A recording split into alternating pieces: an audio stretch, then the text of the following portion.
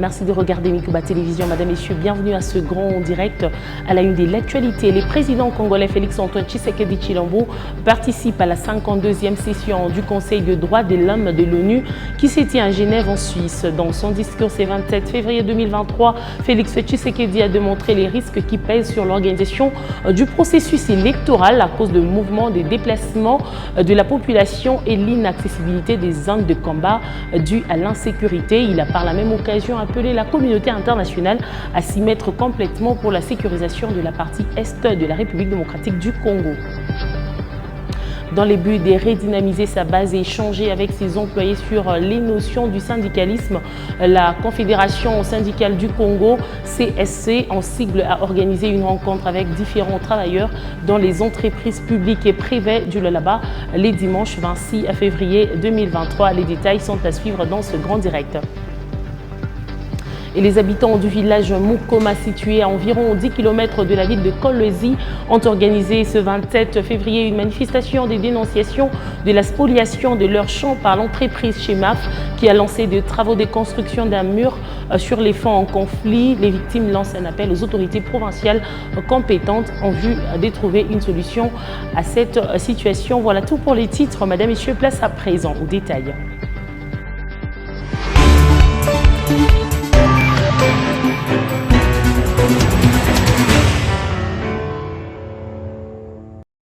L'information, c'est l'heure sur Mikuba Télévision. Encore une fois, Madame, Messieurs, bienvenue à ce grand direct. Dans son allocution ce 27 février à la 52e session du Conseil des droits de l'homme de l'Organisation des Nations Unies à Genève en Suisse, le président congolais Félix-Antoine Tshisekedi Tshilombo a alerté la communauté internationale sur les risques qui pèsent sur l'organisation du processus électoral à cause des mouvements, des déplacements de la population et l'inaccessibilité des zones de combat à cause de l'insécurité. Il l'a appelé par conséquent la communauté internationale à s'impliquer pour la fin des hostilités dans l'est de la RDC. Le propos de Félix-Antoine Tshisekedi Tshilombo dans cet extrait choisi par Léopold Kingo. La persistance de la guerre à l'est de notre pays risque d'hypothéquer le processus électoral dont les opérations d'enrôlement sont déjà en cours par suite du déplacement massif des personnes des zones de combat, de l'insécurité et de l'inaccessibilité à ces zones. Il est donc impérieux que la communauté internationale s'implique davantage activement aux côtés de la République démocratique du Congo pour la restauration de la paix et de l'autorité de l'État dans cette partie du territoire national.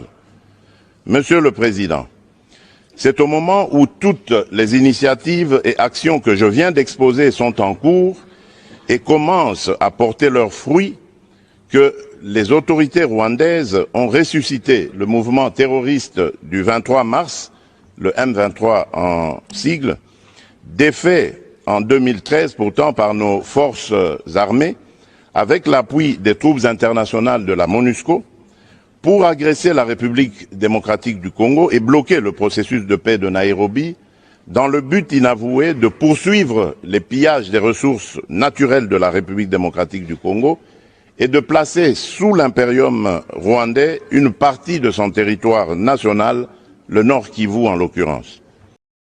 Autre chose, monnayage dans des centres d'enrôlement et découverte des kits électoraux chez les particuliers. Patrick Mouyaya invite la justice à trouver des solutions à tous ces problèmes au cours d'un briefing animé avec le vice-premier ministre en charge des affaires étrangères.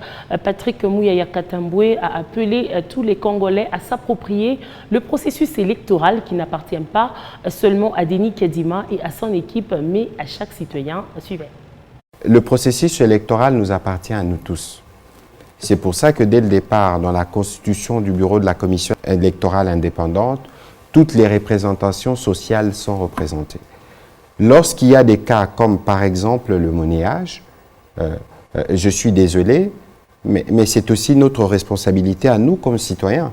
Vous avez été recrutés par la commission électorale pour faire ce travail-là et vous vous faites corrompre. Mais je crois que c'est aussi une question des responsabilités personnelles. Nous parlons de la lutte contre la corruption et que des faits, lorsque des faits de ce type se déroulent sur le terrain, c'est la responsabilité de ceux qui sont là. Mais évidemment, on posera aussi la question à la CENI qui a recruté les Congolais. C'est dommage parce que parfois, lorsque nous-mêmes nous allons nous enrôler, il y a des files, on ne veut pas attendre, on est pressé, et parce qu'on a une position et parce qu'on veut faire ceci, on essaye d'intimider, on essaye d'utiliser de voies de fait qui font qu'aujourd'hui, ces incidents qui peuvent arriver dans un processus qui attend de recevoir 50 millions de personnes sont utilisés par certains, nous voyons venir, pour jeter les discrédits sur un processus que nous construisons laborieusement. Mais nous avons financé à plus de 500 millions de dollars ces processus, et aujourd'hui nous devons tous observer et reconnaître qu'il y a eu plus d'avancées qu'il y a des problèmes. Mais j'ai apprécié moi-même, j'ai vu qu'il y a à 2 reprises, la CENI, pour le cas de Massimani, je pense, et pour le cas de Chikapa, ils se sont exprimés sur le sujet. Ici, il faut considérer que le processus électoral n'appartient pas à M. Kadima et à son équipe, que le processus électoral n'appartient pas au gouvernement Sama Lukonde, le processus électoral appartient à tous les Congolais où qu'ils se trouvent et que nous avons tous les devoirs de nous approprier. Et nous sommes pratiquement à quelques heures du retrait du M23 sur décision du 22e sommet de la CEAC élargi aux Nations Unies, représenté par son secrétaire général Antonio Guterres à l'Union africaine. Lors de cette rencontre, les chefs d'État et des gouvernements associés à la résolution du conflit qui oppose la République démocratique du Congo au Rwanda à travers les M23 ont arrêté un chronogramme des désengagements et des retraits de troupes du M23 des territoires occupés dès ce mardi 28 février par la première phase jusqu'en fin mars où ces troupes doivent quitter le dernier territoire congolais, soit Bunagana. Christophe Lutundula, devant la presse le week-end, a fixé l'opinion sur ces retraits. Suivez. Premièrement, c'est l'unanimité autour du fait que la feuille de route arrêtée par le mini-sommet de Luanda du 23 novembre n'a pas été appliquée. Et tout le monde a reconnu que c'est le M23 qui n'a pas voulu appliquer cette feuille de route. Cela est dû essentiellement aussi au soutien du Rwanda. Ça, c'est la première chose. La deuxième, c'est qu'on a examiné les nouveaux plans de désengagement de la fin des hostilités élaborés par les chefs d'état-major des pays membres de la East African Community, la communauté d'Afrique de l'Est, et le commandant de la force régionale. Et sur ce point-là, les chefs d'État ont avalisé le nouveau plan qui a été élaboré par les chefs d'état-major. Donc, à partir des principales considérations de cette réunion, la réunion a décidé que le retrait du M23 soit échelonné sur une période de 30 jours, le jour J étant fixé au 28 février 2023. En conséquence, les nouveaux délais de retrait qui doivent être respectés par les M23 ont été élaborés comme suit.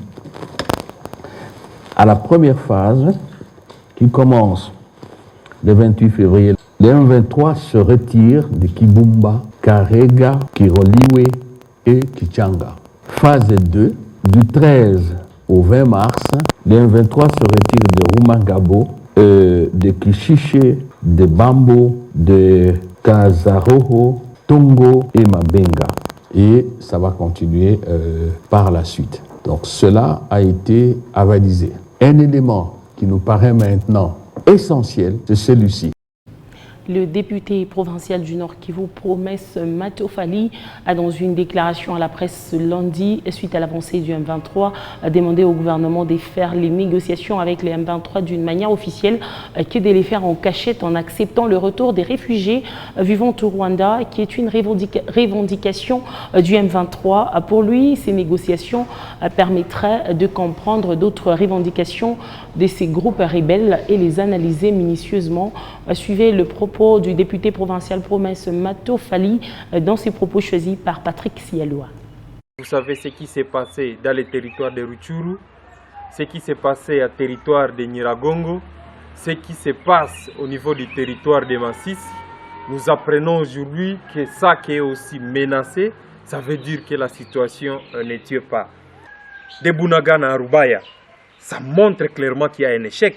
Sur le plan diplomatique, il y a des déclarations, il y a des assises avec l'EAC, avec l'Union africaine. Le président est en train de faire des navettes, mais il n'y a pas de solution. Pour le moment, c'est déjà très clair que nous n'allons pas réussir sur le plan militaire. Voilà pourquoi nous disons que nous devons essayer avec la sphère politique, les négociations. Et le gouvernement est en train de négocier à cachette. Il ne nous dit même pas. Vous avez vu que l'entrée de la RDC au niveau de l'EAC, c'était une recommandation d'IM 23 que le gouvernement a appliqué précipitamment jusqu'à ce que le débat même au niveau de l'Assemblée nationale n'a pas eu lieu. C'est déjà une preuve qu'il y a des négociations. Deuxièmement, j'ai suivi le porte-parole du gouvernement, Patrick Mouyaya, qui a dit clairement que les réfugiés qui sont au niveau du Rwanda, on va les amener. C'est aussi une recommandation d'IM 23. Ça veut dire qu'il y a des choses qu'on est en train de faire. Alors, au lieu de le faire à cachette comme ça, mais ouvrez directement les négociations et le gouvernement doit nous dire que veut le M23 concrètement. L'M23 avec quoi? On est en train de tuer les gens sont en train de mourir tous les jours. Aujourd'hui, l'économie de la province est par terre. Et on doit nous dire clairement que veut le M23 en dehors de deux que le gouvernement accepte d'appliquer aujourd'hui. Ils veulent quoi concrètement? Je l'ai annoncé en titre, la Confédération syndicale du Congo, CSC en sigle, a organisé une rencontre avec différents travailleurs dans les entreprises publiques et privées du Lualaba ce dimanche 26 février 2023.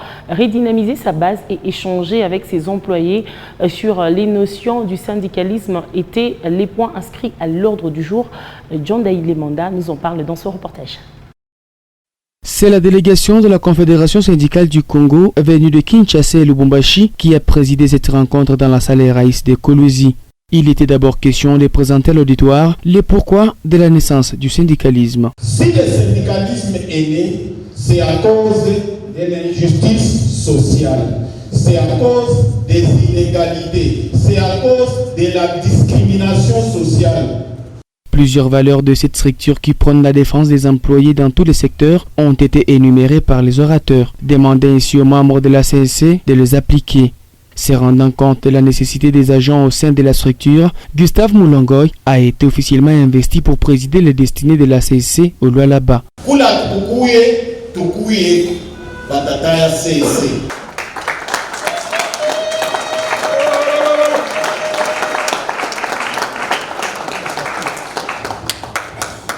Avec cette lourde tâche, le promu n'a pas caché ses impressions devant l'assistance. Je nous demande tous de travailler en collaboration. Seul je ne saurais pas, parce que je ne sais pas tout ce que vous rencontrez dans vos entreprises.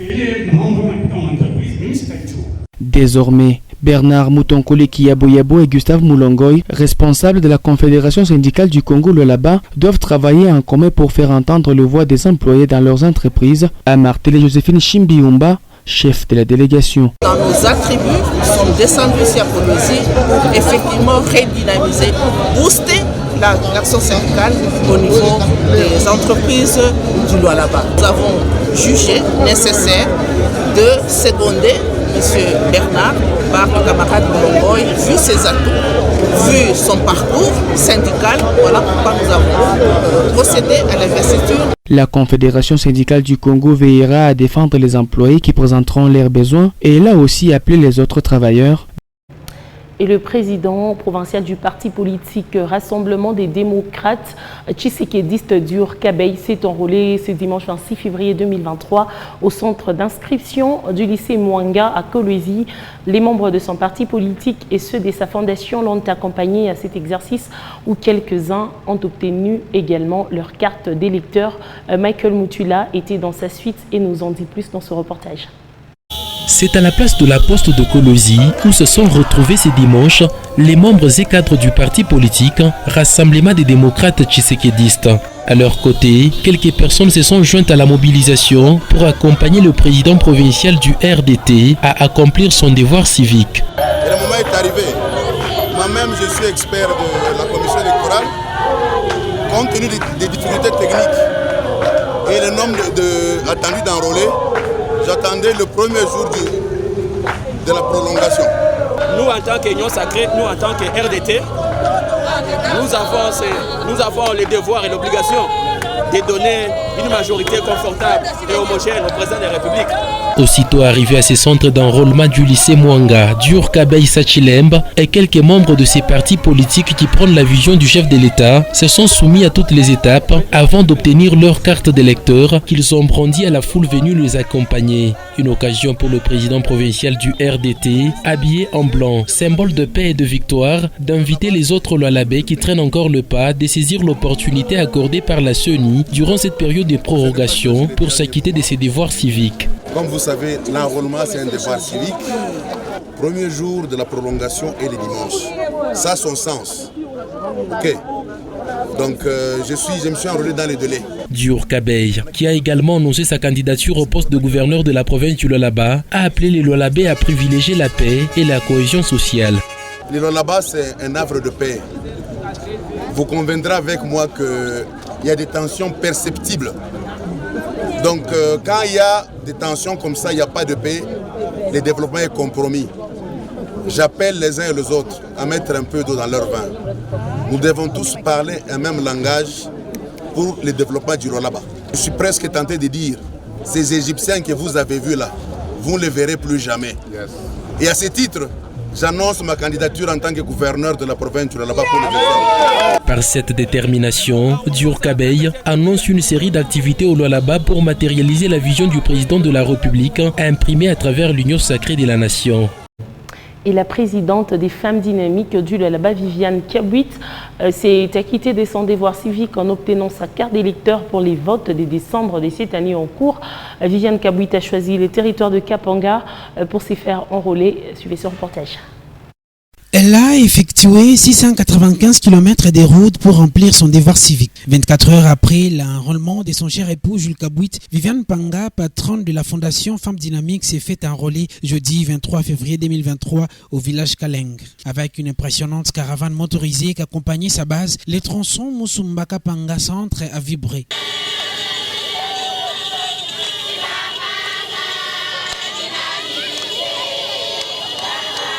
Elle-même en personne, à la tête de son cortège, Madame Viviane Panga Kabouit et quelques membres de son ASBL étaient obligés de s'arrêter à chaque village dont des marées humaines les attendaient impatiemment. Personne n'a su résister au charme charismatique de la femme dynamique du Lualaba. Après avoir rempli toutes les conditions dans les bureaux d'enrôlement, Viviane Panga est sortie avec joie au visage pour cette certification de sa congolité, avec sur ses lèvres un seul message d'appel à l'enrôlement massif. Natambu carte mwam wam munafuata ni yana kwa enrôlement ni yana yana kwa enrôlement mwana twendeni mukajanrole asante dan mwande wala mwende mukajanrole kila mtu kalani carte ama kal kuiligdish tulona carte Maman Kikwembe, slogan qui fait sa réputation dans la province du Lualaba et plus particulièrement dans la capitale provinciale et chef-lieu Kolwezi. Madame Viviane Panga Kabouit a démontré son attachement à la population riveraine de Kapanga tout en exhibant quelques pas de danse avec sa base.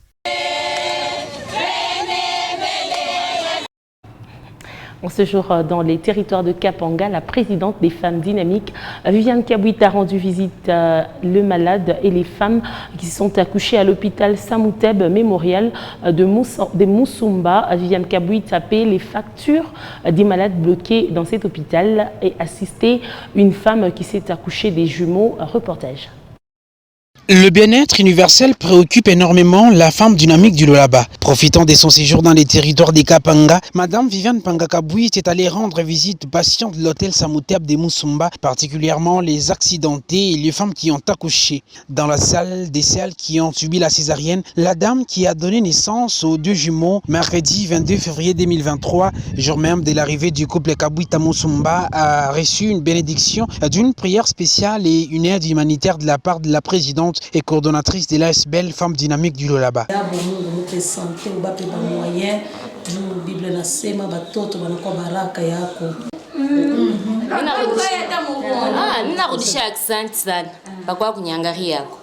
Juste en face du pavillon sanitaire des Amouteb, c'est un autre cas terrible d'une femme sans famille internée depuis une année qui vit dans les manques des produits vivriers et incapacité d'honorer sa facture. À l'hélico, sa grâce est tombée avec Viviane Pangakabouit qui a tout réglé. Un motif de satisfaction pour le personnel soignant de cette structure sanitaire. Nous avons des mamans qui manquent même pour payer le peu. C'est un peu difficile. Alors si vous devenez une solution à son problème, nous disons merci, grandement merci. Partout qu'elle est passée, Viviane Panga a valablement représenté l'image de son cher époux, son Excellence Jules Kabouit, ministre de la fonction publique au Lualaba. Des étudiants de l'ISP Musumba exigeant l'inauguration du nouveau bâtiment construit depuis 2020 lors du séjour du commissaire provincial de la jeunesse Paulin Kalaou à Kapanga pour son enrôlement.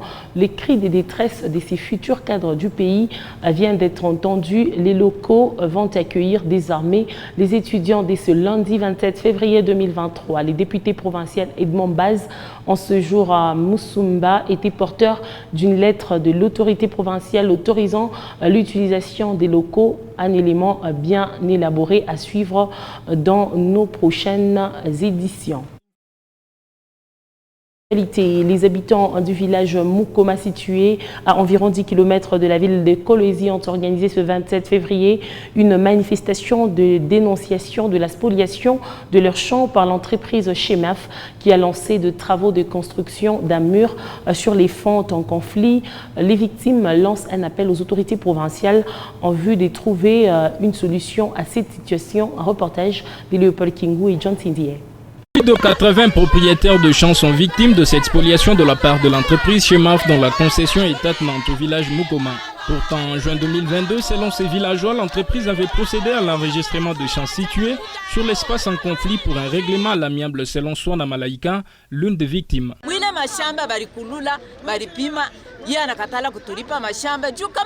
Nos champs avaient déjà été mesurés et enregistrés pour être indemnisés. Maintenant que l'entreprise refuse de nous payer et a lancé des travaux de construction, c'est tout, nous vivons l'abandon.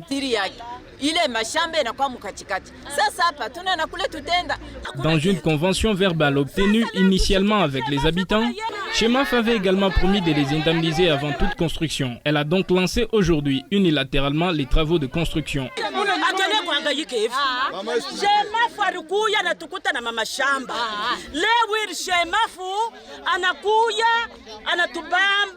C'est assez. Cette entreprise nous a trouvés dans ce village vivant tranquillement de nos champs. Elle a fait semblant de procéder à l'enregistrement. Aujourd'hui, il se croit malin. Pourtant, nous attendions une solution à l'amiable. Pas question de construire ici.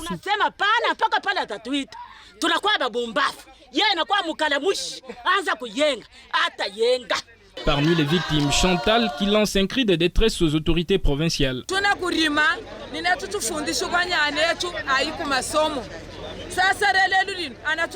Nous cultivons pour scolariser nos enfants. Aujourd'hui, nos champs sont perdus. 5 personnes sont décédées de suite de tensions à cause de ce dossier.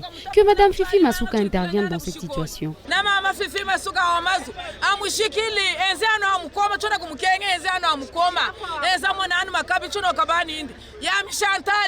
L'avant-midi de ce 27 février, le chef du village Mukoma et l'entreprise ont entamé de pourparlers. Situé à près de 10 km du centre-ville de Kolwezi, le village Mukoma se trouve dans le groupement Kazembe dans le territoire de Muchacha. L'activité principale des survies des habitants est l'agriculture. À l'occasion du 166e anniversaire de Baden-Powell, un fondateur du scoutisme le 22 février dernier, les scouts de tous les 2 districts de Kolwezi Est et Ouest ont organisé une assemblée générale ce dimanche 26 février 2023. Plusieurs membres de ces mouvements ont pris part à cette rencontre mémorable. John Dailey et John Cindy nous en parlent dans ce reportage. Tout a commencé par la caravane à pas unique sur différentes artères de Kolwezi. Différentes unités ont parcouru les avenues de la ville jusqu'à la place de la Poste où un hangar était mis en place. Scout un jour, scout pour toujours, ce slogan ne sortira jamais la bouche de tout engagé.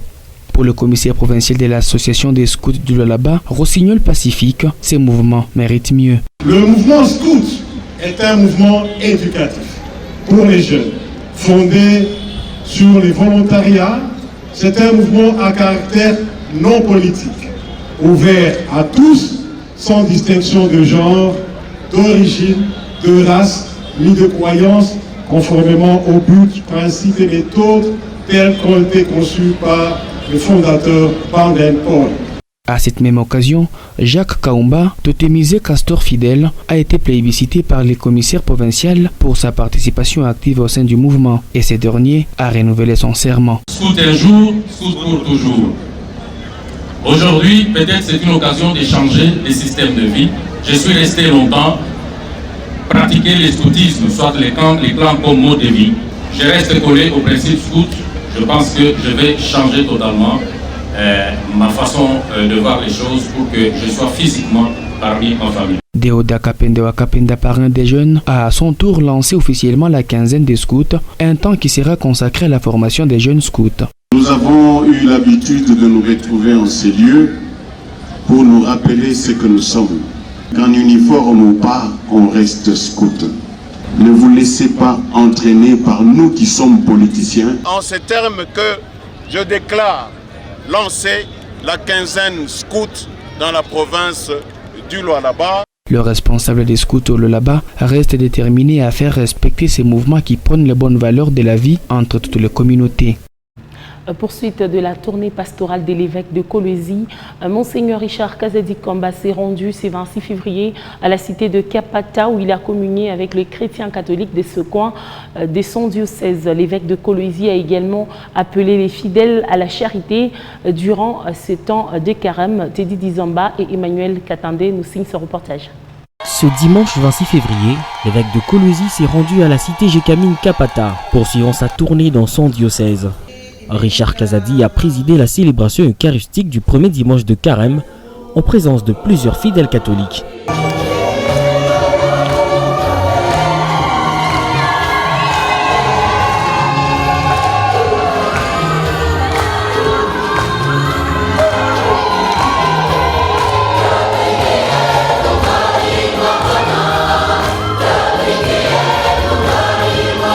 Dans son homélie du jour, le prélat catholique a invité les chrétiens à ne pas se lasser de poser des actes de charité pendant ce temps fort pour les catholiques.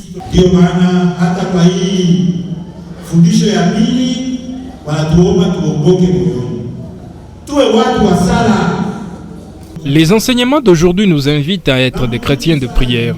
C'est lui qui prie met sa vie entre les mains de Dieu. Et un chrétien ne doit pas être égoïste, le chrétien doit être charitable. Na vyenye iko navyo mu maisha yake kufuatana na imani yake anajisemesha yeye ya kama yote ya Mungu. Na kama mimi najua ya kama yote niko nayo ni ya Mungu, siwezi kuwa na choyo hapana. Mkristo hawezi kuwa na choyo. Ndio maana hizi ndugu dada natoka kutuambia hapa, Mkristo anapaswa kuwa mtu mwenye na kuwa na mkono ya kupana kwa wengine, hasa zaidi kwa wale wanalazimishwa kumshinda yeye. Nile wanasema omama. Débuté le mercredi des cendres, le temps de carême s'étendra sur 40 jours, poursuité par la célébration de la fête de la Pâque, marquant la résurrection du Christ. Et voilà ce qui met fin à ce grand direct d'aujourd'hui, mesdames et messieurs. Merci à vous de l'avoir regardé et suivi. Je vous retrouve demain à la même heure avec ce même réel plaisir. Au revoir et shalom chez vous.